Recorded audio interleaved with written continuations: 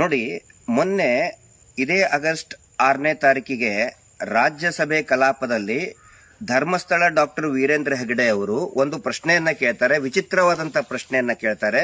ಶಾಲಾ ಕಾಲೇಜುಗಳಿಗೆ ಬಾಂಬ್ ಬೆದರಿಕೆ ಬಂದ್ರೆ ಏನು SOP ಅಂದ್ರೆ ಸ್ಟ್ಯಾಂಡರ್ಡ್ಸ್ ಆಪರೇಟಿಂಗ್ ಪ್ರೊಸೀಜರ್, ಏನು SOP ಅನ್ನುವಂತಹ ಪ್ರಶ್ನೆಯನ್ನ ಕೇಳ್ತಾರೆ.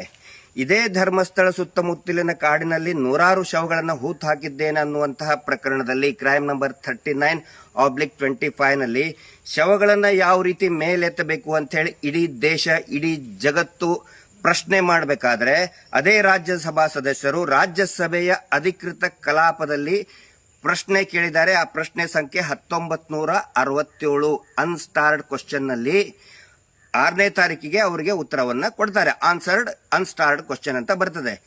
ಇಲ್ಲಿ ಇಂಥ ಸಂದರ್ಭದಲ್ಲಿ ಇವರು ಏನ್ ಕೇಳಬೇಕಾಗಿತ್ತು, ಈ ಸನ್ನಿವೇಶದಲ್ಲಿ ಆ ಶವಗಳ ಹೂತಿಟ್ಟ ಶವಗಳನ್ನ ಮೇಲೆ ಎತ್ತೋದಕ್ಕೆ ಏನು ಪ್ರೊಸೀಜರ್, ಏನು ತಂತ್ರಜ್ಞಾನವನ್ನ ಅಳವಡಿಸಬೇಕು ಅನ್ನುವಂತ ಪ್ರಶ್ನೆಯನ್ನ ಕೇಳೋ ಬದಲು ಶಾಲಾ ಕಾಲೇಜುಗಳಿಗೆ ಬಾಂಬ್ ಇಟ್ರೆ ಏನು SOP ಅಂತ ಕೇಳಿದ್ದಾರೆ.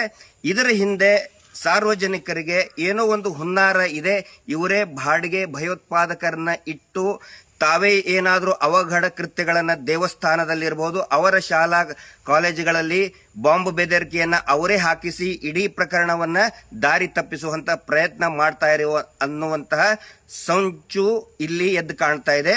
ಹೀಗಾಗಿ ರಾಜ್ಯ ಸರ್ಕಾರ ಅತಿ ತಕ್ಷಣವೇ ಧರ್ಮಸ್ಥಳ ದೇಗುಲ ಮತ್ತು ಎಲ್ಲಾ ಶಿಕ್ಷಣ ಸಂಸ್ಥೆಗಳಿಗೆ ಹೆಚ್ಚಿನ ಭದ್ರತೆಯನ್ನು ಕೊಡಬೇಕು ಅಂತ ನಾನು ವಿನಂತಿ ಮಾಡ್ಕೊಳ್ತಾ ಇದ್ದೀನಿ.